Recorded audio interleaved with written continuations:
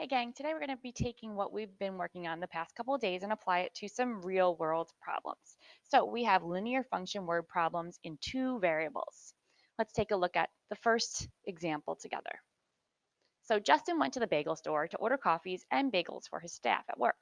Each bagel cost $2.50 and each coffee cost $1.75. Justin has a total of $50 to spend. First, write a function that represents the number of coffees, x, and bagels, y, that Justin can purchase. Rewrite the function in slope-intercept form. So, just like the past couple lessons, we need to first write the equation. We want x to be coffees and y to be bagels, so we have to apply the prices carefully. So 175 x plus 250 y equals the total cost that we have to spend, which is $50.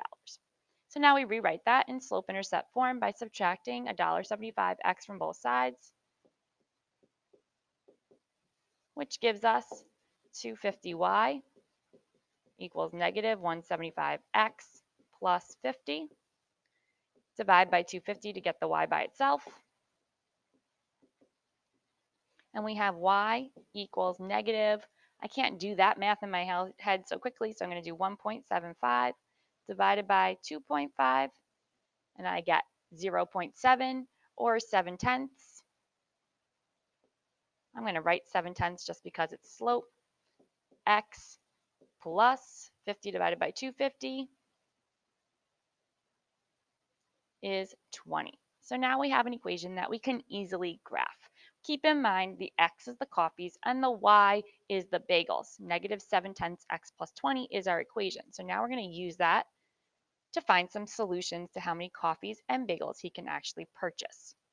So again, it was negative 7/10 x plus 20 is equal to y.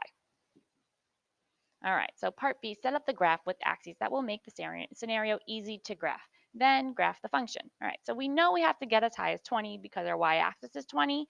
So it looks like we have enough to do that just by going by 1. So I'm skip counting by 2.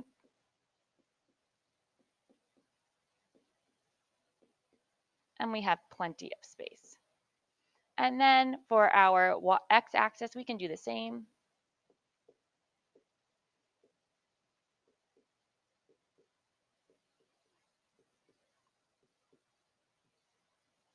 Right? And we know the y-axis or the y-intercept is 20 and my slope is 7/10.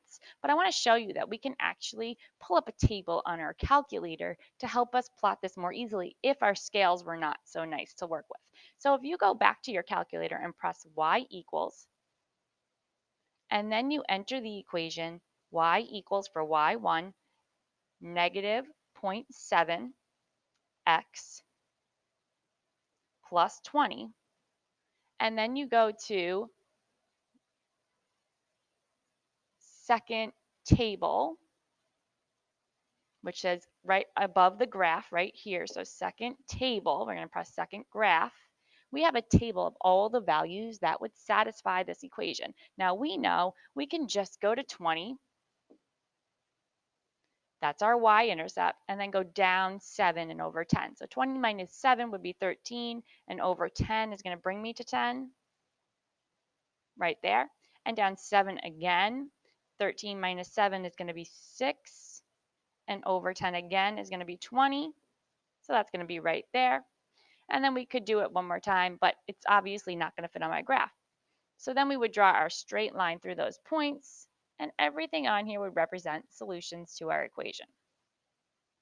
Now, if we look at the table, we see those solutions: 0, 20, scroll down 10, 13, and if we continue to scroll down,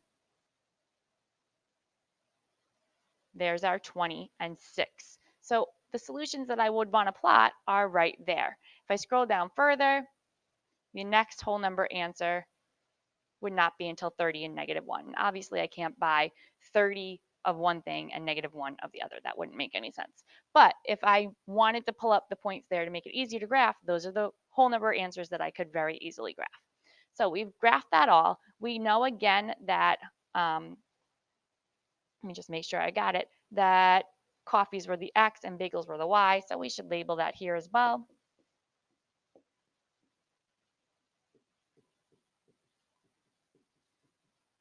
Okay? And then it says list 4 possible solutions that represent the number of coffees and bagels he can purchase for $50. Well, we're not going to get 4 solutions. We can get 3. They are the ones that are the whole number amounts that actually worked as points here. So we could get 0 coffees and 20 bagels. We could get 10 coffees and 13 bagels. Or we could get 20 coffees and 6 bagels. So if I was listing that, I would write it exactly that way or make like a little table to show it. So we could show coffees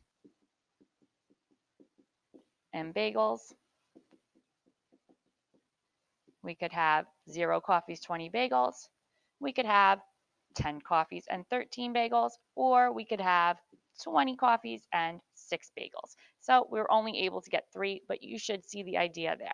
If more points were on that line that represented whole numbers, we could add those as solutions as well. All of those solutions would work in our original equation if we were to plug those values in.